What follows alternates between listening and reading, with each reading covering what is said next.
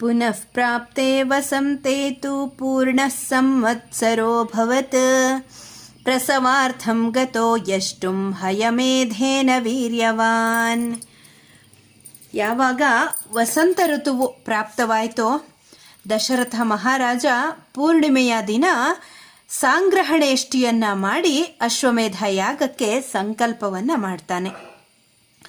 ಆ ನಂತರ ಬ್ರಹ್ಮೌದನ, ಮೇಧಾಶ್ವಬಂಧನ, ಸ್ನಾಪನ, ಪ್ರೋಕ್ಷಣ, ವಿಮೋಚನಾದಿ ಕರ್ಮಗಳು ಯಥಾಕ್ರಮವಾಗಿ ನಡೀತವೆ. 4 ಜನ ಋತ್ವಿಜರೊಡನೆಯೂ 400 ಮಂದಿ ಯೋಧರೊಡನೆಯೂ ಮೇಧಾಶ್ವವು ದೇಶ ಪರ್ಯಟನಕ್ಕೆ ಹೊರಟ ನಂತರ ಪ್ರತಿನಿತ್ಯವೂ ಸಾವಿತ್ರ್ಯಾದಿ ಕರ್ಮಗಳನ್ನು ಮಾಡ್ತಾ ಇದ್ರು. 13 ಅಮಾವಾಸ್ಯೆಗಳು ಕಳೆದು ಪುನಃ ವಸಂತ ಋತುವಿನ ಪ್ರಾದುರ್ಭಾವವಾಗುತ್ತೆ. ಸಾಂಗ್ರಹಣೇಷ್ಟಿಯನ್ನು ಮಾಡಿ 1 ವರ್ಷವೂ ಸಂಪೂರ್ಣವಾಯಿತು. ವಸಂತ ಋತುವಿನ ಪೂರ್ಣಿಮೆಯ ದಿನ ಪುತ್ರಾರ್ಥವಾಗಿ ಅಶ್ವಮೇಧ ಯಾಗವನ್ನು ಆರಂಭಿಸಲಿಕ್ಕೆ ದಶರಥರು ಯಥಾವಿಧಿಯಾಗಿ ದೇವಯಜನಕ್ಕೆ ಹೊರಡ್ತಾರೆ. ಹೊರಡುವ ಮೊದಲು ಅಧ್ವರ್ಯುಗಳಾದಂತಹ ವಸಿಷ್ಠರಿಗೆ ಸಾಷ್ಟಾಂಗ ಪ್ರಣಾಮವನ್ನು ಮಾಡಿ ಯಥಾವಿಧಿಯಾಗಿ ಸತ್ಕಾರವನ್ನು ಮಾಡಿ ಕೈ ಜೋಡಿಸಿ ವಿನಯಯುಕ್ತವಾಗಿ ಹೇಳ್ತಾ ಇದ್ದಾರೆ ದಶರಥರು.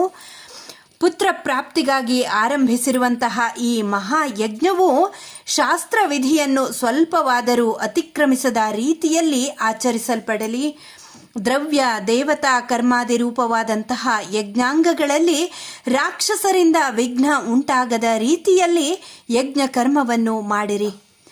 ತಾವು ನನಗೆ ಪರಮ ಸ್ನೇಹಿತರೂ ಆಗಿದ್ದೀರಿ. ಸರ್ವಕಾಲದಲ್ಲಿಯೂ ನನಗೆ ಅಜ್ಞಾನವನ್ನು ಹೋಗಲಾಡಿಸಿ ಜ್ಞಾನ ಜ್ಯೋತಿಯನ್ನು ತೋರುವ ಪರಮ ಗುರುಗಳು ತಾವೇ ಆಗಿದ್ದೀರಿ. ಹಾಗಾಗಿ ಪ್ರಾರಂಭವಾಗಿರುವಂತಹ ಈ ಅಶ್ವಮೇಧ ಯಾಗದ ಪೂರ್ಣ ಭಾರವನ್ನು ತಾವೇ ವಹಿಸಿಕೊಳ್ಳಬೇಕು ಎಂದು ಪ್ರಾರ್ಥಿಸುತ್ತೇನೆ. ದಶರಥರು ಮೇಲೆ ಹೇಳಿದಂತಹ ರೀತಿಯಲ್ಲಿ ಪ್ರಾರ್ಥಿಸಿದ ತಕ್ಷಣವೇ ಪರಮ ಕಾರುಣಿಕರಾದಂತಹ ವಸಿಷ್ಠರು ದಶರಥರಿಗೆ ಹೇಳ್ತಾರೆ, ಮಹಾರಾಜ, ನಿನ್ನ ಪ್ರಾರ್ಥನೆಯಂತೆ ನೀನು ಆರಂಭಿಸಿರುವ ಯಜ್ಞ ನಿರ್ವಹಣೆಯ ಸಂಪೂರ್ಣ ಭಾರವನ್ನು ನಾನೇ ವಹಿಸಿಕೊಂಡು ಸ್ವಲ್ಪವಾದರೂ ನ್ಯೂನಾತಿರೇಕವಾಗದ ರೀತಿಯಲ್ಲಿ ನೋಡಿಕೊಳ್ಳುತ್ತೇನೆ ಎಂಬುದಾಗಿ.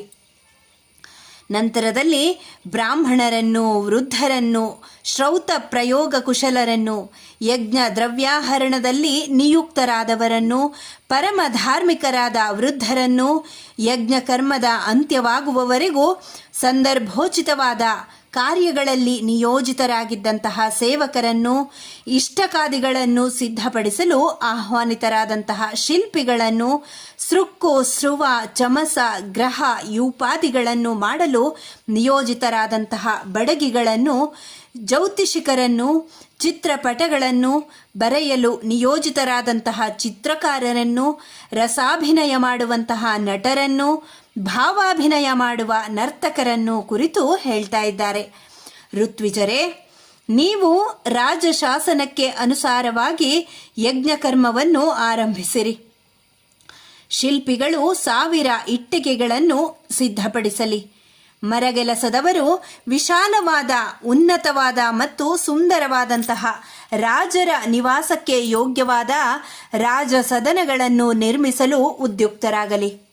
100 ಬ್ರಾಹ್ಮಣರ ವಾಸಕ್ಕೆ ಯೋಗ್ಯವಾದ ಶುಭ ಲಕ್ಷಣಗಳುಳ್ಳಂತಹ ಮನೆಗಳನ್ನು ಕಟ್ಟಲಿ. ಆ ಮನೆಗಳು ಭಕ್ಷ್ಯ, ಭೋಜ್ಯ, ಲೇಹ್ಯ, ಚೋಷ್ಯ, ಪಾನೀಯಾದಿಗಳಿಂದ ಸಮೃದ್ಧವಾಗಿರಬೇಕು. ಉಳಿದವರು ಕೂಡ ತಮಗೆ ನಿಯೋಜಿಸಿರುವಂತಹ ಕಾರ್ಯಗಳನ್ನು ಶ್ರದ್ಧೆ, ಆಸಕ್ತಿಗಳಿಂದ ನಿರ್ವಹಿಸಬೇಕು. ಹೀಗೆ ಅಯೋಧ್ಯ ನಗರದ ಪ್ರಜೆಗಳಿಗೂ ಮಹಾಯಜ್ಞದ ಸಂದರ್ಶನಕ್ಕೆ ಅನುಕೂಲವಾಗುವ ರೀತಿಯಲ್ಲಿ ವಿಸ್ತಾರವಾದಂತಹ ಮಂಟಪಗಳು ಸಿದ್ಧವಾಗಬೇಕು. ಬಹಳ ದೂರದಿಂದ ಆಗಮಿಸಲಿರುವ ರಾಜರಿಗೆ ಪ್ರತ್ಯೇಕವಾಗಿ ಬಿಡಾರಗಳು ಇರಬೇಕು. ಅಶ್ವಶಾಲೆಗಳು, ಗಜಶಾಲೆಗಳು ಮತ್ತು ಶಯ್ಯಾಗೃಹಗಳು ಅವರಿಗೆ ಪ್ರತ್ಯೇಕವಾಗಿ ಮಾಡಬೇಕು. ವಿದೇಶಗಳಿಂದ ಬರುವ ಸೈನಿಕರುಗಳಿಗೂ ವಾಸ ಮಾಡಲು ಯೋಗ್ಯವಾದ ಭವನಗಳನ್ನು ನಿರ್ಮಿಸಬೇಕು. ಈ ಮನೆಗಳೆಲ್ಲವೂ ಹಿಂದೆ ಹೇಳಿದ ರೀತಿಯಲ್ಲಿಯೇ ಭಕ್ಷ್ಯ, ಭೋಜ್ಯಾದಿಗಳಿಂದ ಕೂಡಿರಬೇಕು. ಆ ಮನೆಗಳಲ್ಲಿ ಶೃಂಗಾರ ಯೋಗ್ಯವಾದಂತಹ ಚಂದನಾದಿಗಳು ಇರಬೇಕು. ಕಾಮೋಪಭೋಗ ವಸ್ತುಗಳೆಲ್ಲವೂ ಅದರಲ್ಲಿ ಇರಬೇಕು. ವಿದೇಶಗಳಿಂದ ಯಜ್ಞಾರ್ಥವಾಗಿ ಬರಲಿರುವ ಪ್ರಜೆಗಳಿಗೂ ಕೂಡ ತಂಗಲು ಯೋಗ್ಯವಾದಂತಹ ಮನೆಗಳನ್ನು ನಿರ್ಮಿಸಬೇಕು. ಬರುವ ಅತಿಥಿಗಳನ್ನು ವಿಧಿಪೂರ್ವಕವಾಗಿ ಪೂಜಿಸಿ ಉಪಚರಿಸಿ ಭೋಜನವನ್ನು ಮಾಡಿಸಬೇಕು. ಔದಾಸೀನ್ಯದಿಂದ ಯಾವ ಕಾರ್ಯವನ್ನು ಮಾಡಬಾರದು. ಎಲ್ಲ ವರ್ಣಗಳ ಜನರು ಪೂಜಿಸಲ್ಪಟ್ಟು ಸತ್ಕೃತರಾಗುವಂತೆ ವ್ಯವಸ್ಥೆ ಮಾಡಬೇಕು. ಕಾಮ ಕ್ರೋಧಗಳ ಕಾರಣದಿಂದ ಸ್ವಲ್ಪವಾದರೂ ಅನಾದರಣೆ ಅನಾಸ್ಥೆ ಇರಕೂಡದು. ಯಜ್ಞಕ್ಕೆ ಸಂಬಂಧಪಟ್ಟ ಕಾರ್ಯದಲ್ಲಿ ನಿಯುಕ್ತರಾಗಿರುವವರನ್ನು ಸ್ವಲ್ಪವೂ ವಿಸ್ಮರಣೆ ಇಲ್ಲದೆ ಕಾಲಕಾಲಕ್ಕೆ ಯಥಾವಿಧಿಯಾಗಿ ಸತ್ಕರಿಸಿ ಗೌರವಿಸಬೇಕು. ಅನಾಹುತರಾಗಿ ಬರುವ ಅತಿಥಿಗಳನ್ನು ದಕ್ಷಿಣೆಯಿಂದಲೂ ಮೃಷ್ಟಾನ್ನ ಭೋಜನದಿಂದಲೂ ತೃಪ್ತಿಪಡಿಸಬೇಕು. ಎಲ್ಲ ಕಾರ್ಯಗಳನ್ನು ಸುವಿಹಿತವಾಗಿ ಯಾವುದೊಂದು ಲೋಪವಾಗದ ರೀತಿಯಲ್ಲಿ, ಯಾರೊಬ್ಬರಿಗೂ ಅಸಮಾಧಾನವಾಗದಂತಹ ರೀತಿಯಲ್ಲಿ ನೀವು ನಿರ್ವಹಣೆ ಮಾಡಬೇಕಾಗಿದೆ. ಈ ಕಾರ್ಯವು ಕೇವಲ ರಾಜಾಜ್ಞೆಯ ಪ್ರಭಾವದಿಂದ ಮಾತ್ರವೇ ಮಾಡತಕ್ಕದ್ದಲ್ಲ. ರಾಜನಿಗೆ ತಮ್ಮ ಮೇಲಿನ ಪ್ರೀತಿ ಮತ್ತು ನಿಮಗೆ ರಾಜನ ಮೇಲಿರುವಂತಹ ಗೌರವ ಇವುಗಳನ್ನು ನೆನೆದು ಪ್ರೀತಿಯಿಂದಲೂ ಸ್ನೇಹದಿಂದಲೂ ಕೂಡಿದ ಮನಸ್ಸುಳ್ಳವರಾಗಿ ನೀವು ಈ ಕಾರ್ಯವನ್ನು ನಿರ್ವಹಣೆ ಮಾಡಬೇಕು. ವಸಿಷ್ಠರ ಮಾತುಗಳನ್ನು ಕೇಳಿ ಅಲ್ಲಿ ನೆರೆದಿದ್ದಂತಹ ಕಾರ್ಯ ಪ್ರಮುಖರೆಲ್ಲರೂ ಒಮ್ಮತದಿಂದ ಹೇಳ್ತಾ ಇದ್ದಾರೆ. ತಾವು ಹೇಳಿದಂತೆಯೇ ಎಲ್ಲ ಕಾರ್ಯಗಳನ್ನು ವಿಹಿತವಾದಂತಹ ರೀತಿಯಲ್ಲಿ ಮಾಡುತ್ತೇವೆ. ಯಾವುದೇ ವಿಧವಾದಂತಹ ಲೋಪದೋಷಗಳು ಉಂಟಾಗದಂತೆ ಜಾಗರೂಕತೆಯಿಂದ ನೋಡಿಕೊಳ್ಳುತ್ತೇವೆ.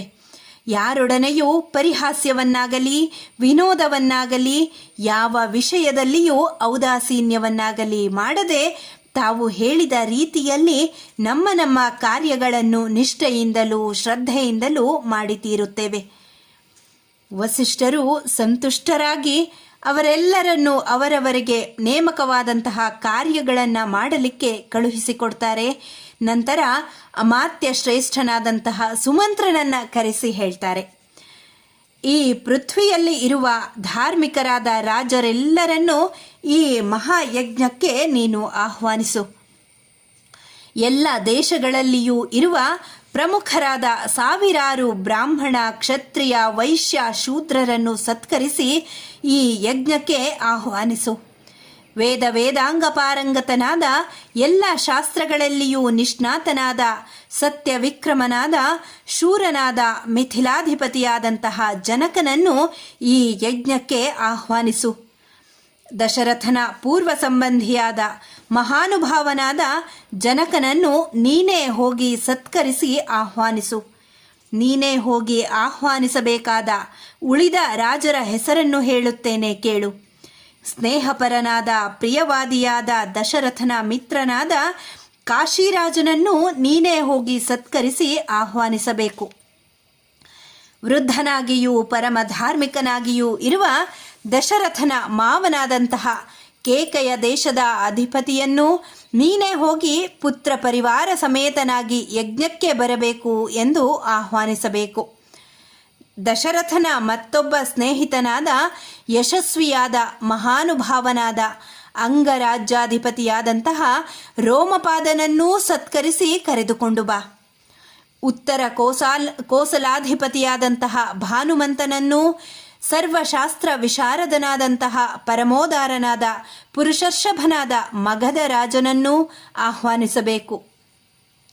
ಮೇಲೆ ಹೇಳಿದಂತಹ ಇವರೆಲ್ಲರನ್ನೂ ನೀನು ರಾಜ ನಿರೂಪವನ್ನು ತೆಗೆದುಕೊಂಡು ಹೋಗಿ ಯಥಾವಿಧಿಯಾಗಿ ಸತ್ಕರಿಸಿ ಆಹ್ವಾನಿಸಬೇಕು.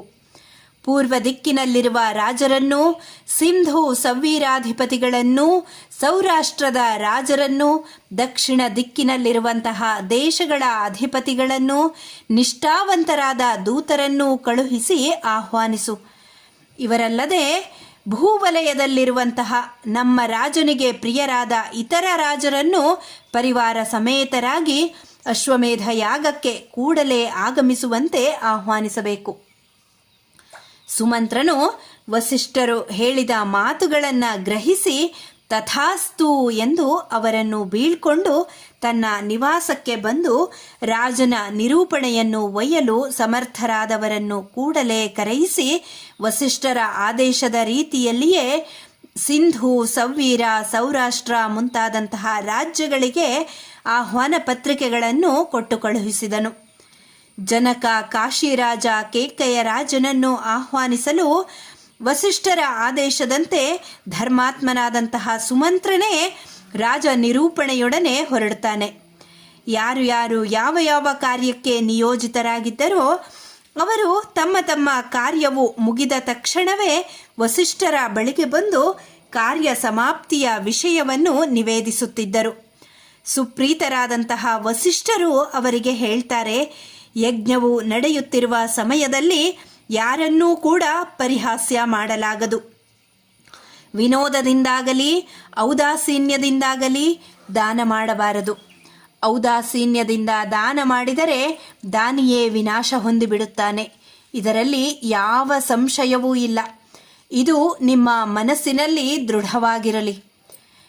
ಕೆಲವು ದಿನಗಳ ನಂತರ ಸುಮಂತ್ರನಿಂದಲೂ ರಾಜಭಟರಿಂದಲೂ ಆಹ್ವಾನಿತರಾದಂತಹ ರಾಜರು ದಶರಥ ರಾಜನಿಗೆ ಒಪ್ಪಿಸುವ ಸಲುವಾಗಿ ಮಣಿ, ಮುಕ್ತ, ಪ್ರವಾಲ, ವಸ್ತ್ರಾಭರಣ, ಚಂದನಾದಿಗಳನ್ನು ತೆಗೆದುಕೊಂಡು ಅಯೋಧ್ಯ ಪಟ್ಟಣಕ್ಕೆ ಬರುತ್ತಾರೆ.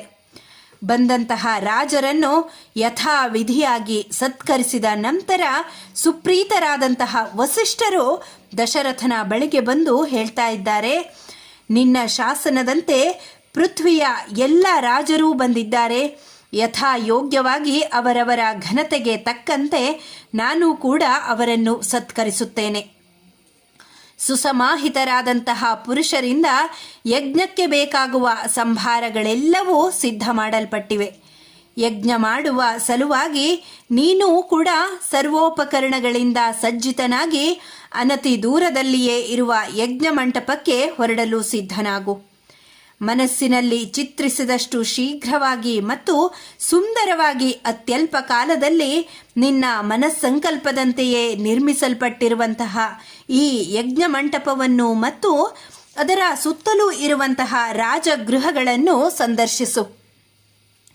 ದಶರಥನು ವಸಿಷ್ಠರ ಮಾತಿನಂತೆಯೇ ಮತ್ತು ಬ್ರಹ್ಮಸ್ಥಾನದಲ್ಲಿ ಅಧಿಷ್ಠಿತನಾದಂತಹ ಋಷ್ಯಶೃಂಗನ ಆದೇಶದಂತೆ ಶುಭ ನಕ್ಷತ್ರ, ಶುಭ ಯೋಗ, ಶುಭ ಕರಣ, ಶುಭ ತಿಥಿಗಳು ಸೇರಿದ ಶುಭ ದಿನದಲ್ಲಿ ಯಜ್ಞ ಮಂಟಪಕ್ಕೆ ಹೊರಡುತ್ತಾರೆ. ಯಜಮಾನ ಪುರಸ್ಸರರಾಗಿ ಎಲ್ಲರೂ ಯಜ್ಞ ಮಂಟಪವನ್ನು ಸೇರಿದ ನಂತರ ಋಷ್ಯಶೃಂಗನನ್ನು ಮುಂದಿಟ್ಟುಕೊಂಡು ವಸಿಷ್ಠ ಪ್ರಮುಖರಾದಂತಹ ಬ್ರಾಹ್ಮಣರು ಆಚಾರ ಮತ್ತು ಶಾಸ್ತ್ರಗಳಿಗೆ ಅನುಗುಣವಾಗಿ ತಮಗೆ ನೇಮಕವಾಗಿದ್ದಂತಹ ಕರ್ಮಗಳನ್ನು ಅನುಷ್ಠಾನ ಮಾಡಲು ಉಪಕ್ರಮಿಸಿದರು.